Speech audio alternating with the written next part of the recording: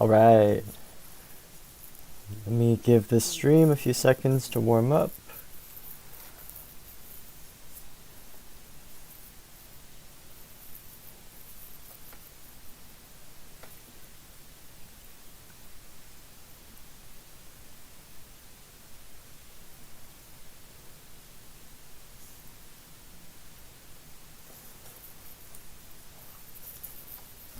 Okay, why don't we get this started?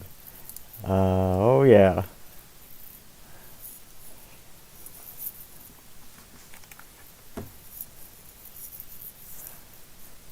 Alright.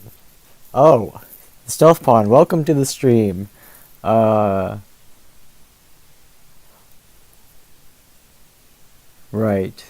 I'm not sure what the Durkadirk is. If you could elaborate on that, that'd be swell. Seems really interesting.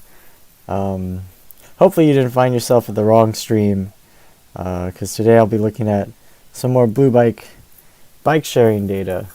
Not really sure if you were looking for something else there. But thank you very much either way for joining. So for today, I actually wanted to do something a little bit different.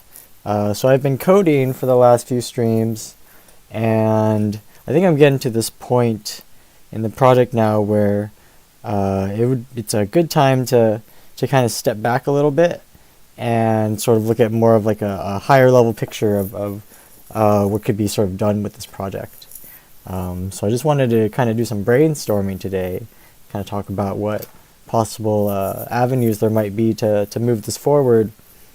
Blue bike is the Durkadirk. Okay. Whatever you say, I believe you. Think you know something about the blue bikes that I don't. Okay, alright, I got my timer set. 30 minutes. Cool, yeah, so let's get into it. I thought what might be interesting is to kind of start looking at the map, right? Blue bike map, station map. Kind of thinking about what could we do with all this wonderful data.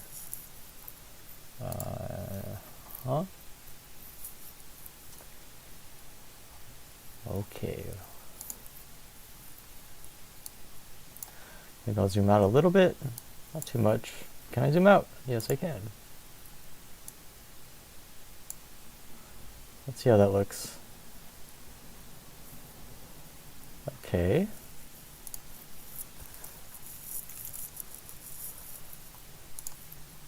Alright. So I think what might be fun to do, let's take a snapshot of this map. I'm going to copy paste this into my notebook, and I will be annotating a bit on my notebook here on my tablet, which might have a little bit of a lag time between what I draw on the tablet and then what shows up on the screen. So my apologies if there's some lag.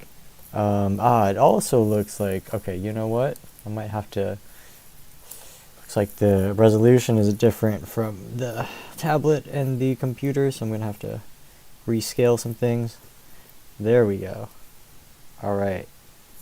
Welcome, Intrepid Voices. Mr. Popular is here. I'm not sure who you're referring to. If you're referring to yourself, I don't. I would not disagree. You are Mr. Popular in my book. Why the bikes gotta be blue? They should be green. Why should they be green? They could be pink. What do you got against blue? Blue's my favorite color.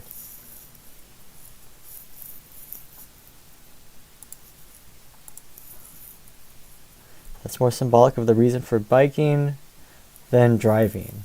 Ah, I see. Yeah, right. Green, sustainability, clean energy, going green. Right, they should call it green bikes. I got you now. I got you. Good idea. See? This is the kind of high-level thinking that we need. That's missing from our bike sharing operators today. So, props to you. My hat's off to you. I'm not wearing a hat, but if I was, it'd be off. It's already off because I was anticipating you to come in with some bring your brilliance to the stream. Thank you very much. All right. So where was I? What was I gonna do? Right. Okay. So I've got this map pulled up, and I kind of wanted to just illustrate some ideas I had for what, for example, a visualization tool could be with all this data that we're looking at, right? So you can see that. So each of the stations are these little dots, right? And they're either green or they're red or they're orange, right? And this is good and all. This basically tells you, the color tells you the capacity of the station, right? If it's green, that means there's plenty of bikes available. If it's orange, there's very few bikes available. If it's red, it's basically empty.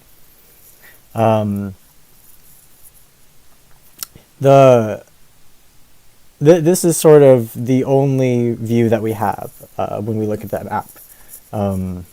Someone looks at the app, they pulls it up, they see this map, and this is kind of the only statistical information that a user gets to see, right? But of course, from what we've seen, from what I've been able to dig up through the data and do analysis on, there's a lot of different factors that could go into a lot of other metrics that could be plotted, right? So I kind of wanted to just like run through some ideas for what could be done. So for example, right, one thing I was thinking about was, could we show historical data on this map, right? So historical data can be one of many things, right? It could be, for example, historical data options, right? We could be looking at things like trips taken. We can see where trips start and end, right? We could plot all those routes if we wanted to, as like, say, lines from one station A to station B. Maybe another thing we could look at is, for example, let's say we could plot average capacity of a station, or of each station, right, versus a specific time range. Hour of day, day of week, right? Month, in the last month, year, etc. We could also look at what I was looking at before, which I thought was very informative, which was to look at histograms of, station capacity as sort of a metric, right? As a sort of a probability metric for saying, okay, will this station have a lot of bikes at 8 a.m. in the morning? What are the odds that the station will be full at 8 a.m. in the morning? What are the odds the station's going to be empty at 8 in the morning, right? And then from there you could look at, so I'll write that down. So we could look at probabilities of station capacity versus temporal range. Maybe there's other factors that could be involved here. I don't know. what could be there. You could look at specifically during commute hours, for example. That could be really useful. You can look seasonally, right? I've noticed as a user that stations around me are much more in demand and emptier as temperatures warm up, and I think the reason's pretty obvious. So in the summer, it's really hard to get a station, or it's really hard to find bikes in the morning. Yeah, and then the question is, some questions. How to show this data in a visually appealing and informative manner. Yeah, that's pretty much it, right? Where perhaps the goal of this could be to provide publicly available data analysis for, say, station operators or bike share users to plan out the system, to plan out how to use the system, right? How to strategize, basically, how to strategize their use. Yeah. So yeah, just going back to the map, right? There's a lot of different options for how data could be shown, right? And I actually don't like how large this map is. I'm going to try and zoom in, actually. Let's see if I can do this. Let's look at a smaller region, right? Say there. So there's kind of a few neighborhoods being represented here, right? And the neighborhoods are all written in these large letters. So we have the Coolidge Corner, Allston area, Brookline. Then you have the Brighton area right there. And if you don't see the ink show up immediately, that's my bad. It's my apologies. It's because I'm drawing on my tablet and there's a bit of a lag. But there's also the Fenway area, right? That's there. You have Roxbury and south of Washington, as well as the South End area, Back Bay. You have Cambridgeport and Cambridge. MIT, Harvard would be up that way. And I think what would be really useful is to start seeing if there are sort of larger geographic scale trends of certain things. For example, right, we take Allston and Coolidge, we take this range here, and we say, what is, say, the aggregate average capacity during rush hour, right? Yo, Swagathon General, what's up? Yo, welcome to the stream. Thank you for joining. So kind of looking at this information, right, we could, for example, say, okay, let's take this neighborhood and look at the health of the stations in this neighborhood, right? If they're always empty during rush hour, then, for example, we can maybe say, oh, this neighborhood's going to get painted in red. And I'm not sure if I can highlight in red. Sweet. Right, so this neighborhood gets painted in red, for example. Boom. It's in the red zone. Right. Wow, that's really red. Okay. And then let's say, well, maybe in the neighboring neighborhood, right, over in Fenway, let's say you're looking at something during rush hours that the stations are on the emptier side, but not necessarily like critically low levels, right? So we'll paint that orange, for example. And then maybe we could do that for all the different kind of neighborhoods, right? Of whatever scale that we determine would be a useful scale to look at, right? We'll say green is healthy, right? So maybe this neighborhood's green, and this neighborhood's green, for example, right? And let's say, so this was all data that was at, let's say 8 to 10 a.m. in the morning on a weekday. Right. So this could be, for example, the kind of data that a station operator could look at and say, all right, well, this area is red, this area is green, they're right next to each other. Why don't we just move bikes from one to the other, right? Shuttle from the green areas to the red areas, and try to rebalance the system.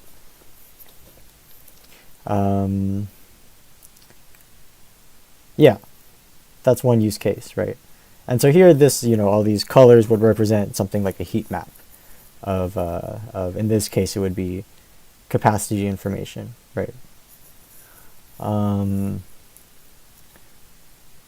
then I think it would also be useful as well to have some kind of option for the user to determine what time, what range they want to look at, right? So maybe some kind of menu, right? Some kind of drop-down menu. I wonder if I could paint in white. I don't know if I can paint in white. Maybe. Let's see. Right, maybe you'd say something like,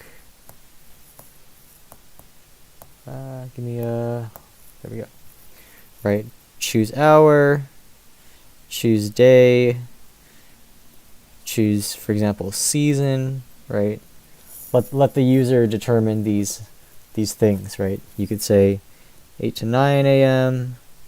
You could say weekdays. You could say summer. And the plot will show you accordingly. Right? You could also maybe just look at data in the last week. You could look at something much more recent. Maybe you could also plot trends over time. See how the system has evolved over the course of its history.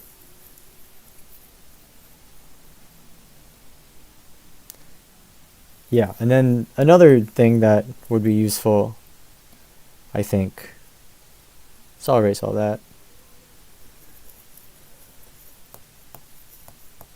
would also be to just kind of track where rides are going.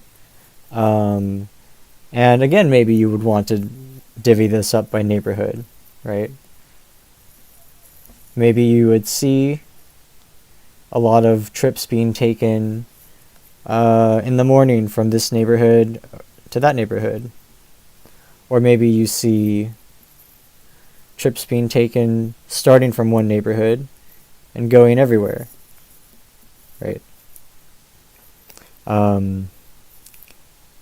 Maybe you see that in the morning when people are leaving their homes and commuting to work.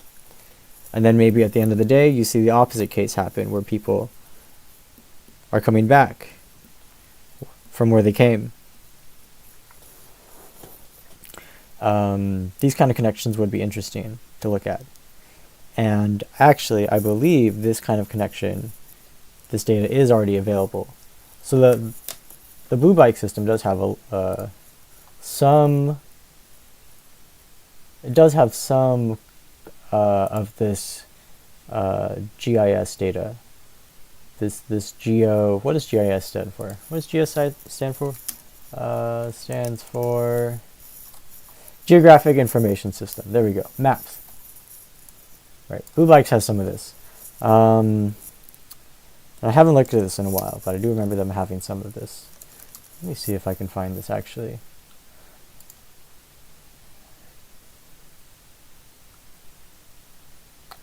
Try the first link.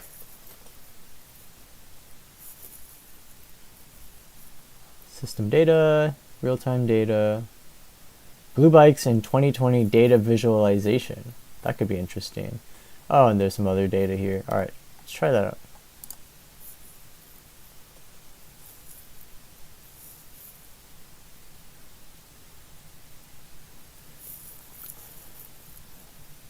Blue bikes in 2020. Cool. All right. What is this? Oh, this is like one of those like infographic, like PowerPoint presentation, but you scroll through it kind of thing. All right. Well, let's see if they have one. Oh, here we go. Ooh, wow, that is interesting, right? This is already kind of what I was talking about with mapping where paths are being taken. So this is specifically 2020 trips by hospital workers, pass holders. Wow. All right. So they even have enough user data to say like who the users are, what their occupation is. That's really interesting. Charles Circle serving Mass General Hospital was the most popular station for hospital workers enrolled in our program. Interesting. Okay. Yeah. Well,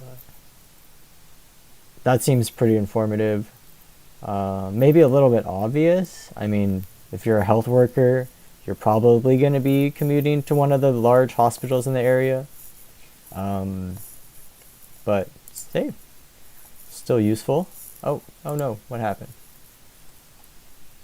And I see this is being built on ArcGIS. So that's another interesting tidbit. Something to keep in mind when I start looking at GIS options, software options. Ridership trends. Oh, look at that. 2020 Blue Bike daily trips. This is 2020. So this was like peak pandemic. School closed statewide. Trips dropped quickly in late March. So that's basically when the whole COVID shutdown started happening, right? So the spring temperatures warmed and businesses began to reopen. Riders gradually returned. That's interesting. What would be interesting is actually looking at this data for another year, like a more typical year, because I don't think this is the kind of distribution that you would see on sort of a typical year, where there wasn't like some kind of major crisis happening in the middle of it. I think this would be much more of like a curve that peaks in the summer and drops significantly in the cold winter months, right? I wouldn't expect the dip to have happened in April and May when the temperatures are pretty fair. Trips peaked in the fall. Riders sending an all-time single record of 14,000 trips on September 20th. The year ended with 2 million total Blue Bike trips. Hey, that's not bad, right? That's not bad. That's what we want to see. We want to see more people on bikes. Move to the slider to see how daily trips change between 2019 and 2020. Okay. Oh, wait. Oh, that's strange. Was I reading this chart backwards when I was looking here? No, it wasn't. This is moving forwards in time on the x-axis. But it looked like that plot was moving backwards in time. Is it? January, February, March, April, May. Oh, I see. The left half of this plot is trips in 2020 and the right half is trips in 2019. But not for... Oh. Wow. Look at that. Fancy. There's some interactive slider going on here. That is neat. Cool. That's something I might want to use. And yeah, they do have a comparison of 2019 trips. And you can see, yeah, the curve is much more regular as I would have expected. Yeah, that's cool. That's cool. Maybe the dashboard can be done in Plotly, Dash, Streamlit in Python, or RShiny in R. Interesting. Okay. I've not heard of any of those libraries, but I will keep those in mind, so thank you very much. It would be actually really interesting to know if I could figure out exactly what library they used to show this data, or because I'm not sure if this data was created by ArcGIS or something else. Bicyclists can be annoying to drivers on the road. Well, we've got a solution for that. You could take bike lanes and move them off roads. You can have protected bike lanes. You can have bike lanes that aren't even on the same road as the roads that cars are on. And this is actually something that Boston is doing. Check out the Minuteman bike path. Check out the Calm Ave protected bike lanes.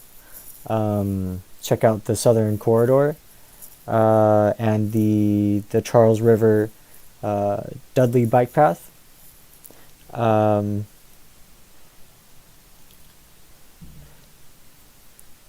I usually find drivers to be annoying while I'm biking, at least the ones who aren't paying attention. That's what I'm talking about. Thank you very much. Why are we complaining about the bikers here, alright? The bikers aren't going around driving 2-ton pieces of steel and crap, right? Just so they can transport one person from one place to another. Bicyclists are annoying to a lot of pedestrians. This is something that is also solved by moving bicycle paths off streets. Right. You can have sidewalks that don't intersect with bicycle paths. Your bicycle path doesn't have to run parallel to a sidewalk, right? Neither do your roads either. And honestly, how many pedestrians complain about bicyclists versus cars? If people are complaining more about bicycles than cars, then people need to rethink their priorities. That's my hot take. I know you're here for those. And I'm here for your hot takes too. What's this? With many workplaces and universities closed, trips decreased at stations that typically experience heavy demand during peak commute times. Yes, this is true. In contrast, trips taken at many of the region's off-street bike paths. Such as the Neponset River Trail, the Mystic River Paths, the East Boston Greenway. Oh, the East Boston Greenway. East Boston Greenway, is that the one I'm thinking of? I'm not sure if that's what I'm thinking of. And the South Boston Dorchester Harbor Walk. I was thinking the Fens. The Fens is a really nice bike path too.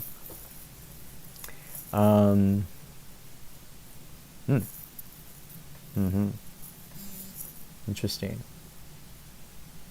Yeah, they're plotting these circles. Oh, that was another thing that could be done. You could plot circles. For example, if I go back to my notes.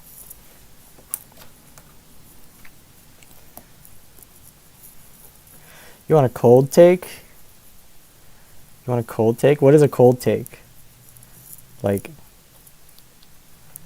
something so savage that it just like stops you in your tracks. You're just like frozen in awe and fear. Maybe you take so much offense that your body just shuts down. I don't know what I'm talking about.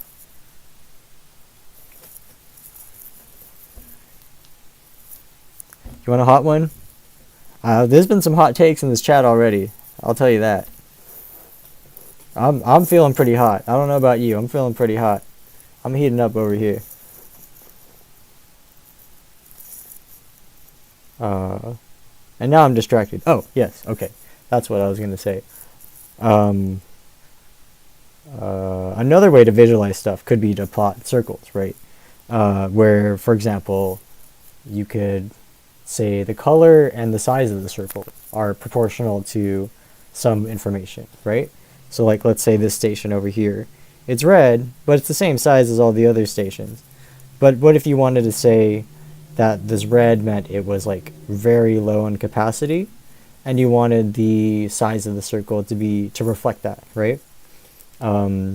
So you can make the size of the circle really big for that station, right? And then let's say the station next to it here is, you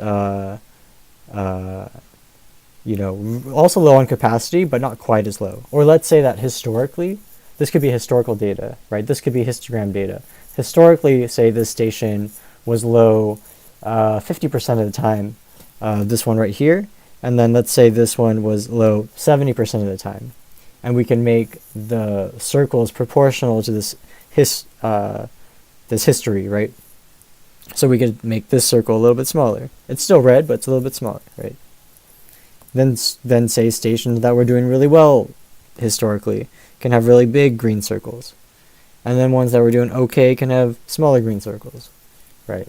That's another way that we could kind of visualize some data.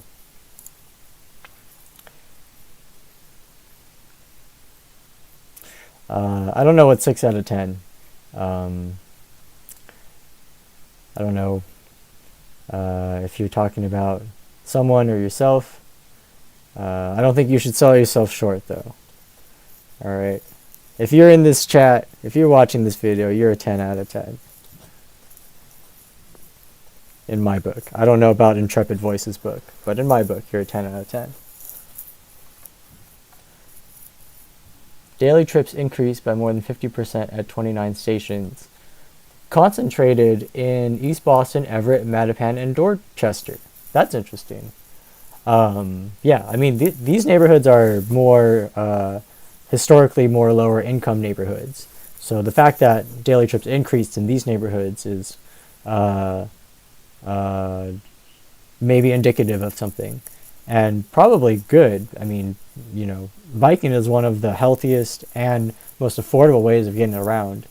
So seeing that bikes are being taken advantage in lower income neighborhoods, for example, is showing that the system is working for, you know, disadvantaged folks.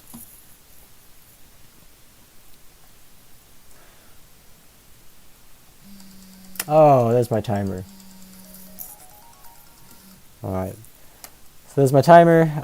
That's all the time I had for today. But I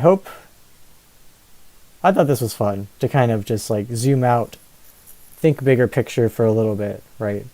About where this project could go, what options could be, and I'll continue to do this and gather ideas. And thank you to everyone in the chat who participated. Really appreciate all your comments, all the hot takes, all the cold takes. Maybe next time you see me, if we ever meet up in person, you can get me a cold brew. How about cracking open a cold one? That'd be a cold take that I'd appreciate. So yeah, thanks so much. Catch you next time. Have a good one.